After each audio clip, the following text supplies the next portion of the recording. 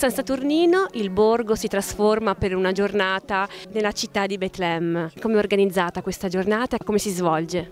La giornata si svolge proprio con l'atmosfera di Betlemme e tutte le persone che sono arrivate, sia figuranti che visitatori del presepe, vivranno questo momento, stanno vivendo questo momento perché tutti si devono più o meno censire, entreranno dentro e mangeranno, saranno ospitati, saranno cacciati.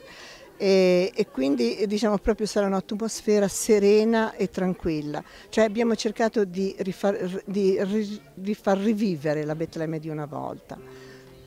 Quanti figuranti, quante persone sono coinvolte in questa iniziativa? E saranno circa un centinaio, perché abbiamo continuato a vestire persone che noi non pensavamo mai. All'ultimo momento sono arrivati personaggi.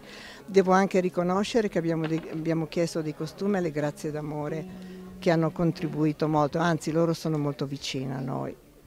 E quindi ecco, anche troverete dei vestiti poveri, però dei vestiti anche di un certo spessore, questi sono i loro. Questa giornata è una giornata importante per il borgo di San Saturnino. Quanto è sentita? Beh, molto sentita come manifestazione, come anche altre che facciamo, però questa qua diciamo che poi è la prima dell'anno che facciamo e quindi forse ha un significato anche diverso, differente dalle altre. Che cosa rappresenta per te un evento, una giornata come quella di oggi?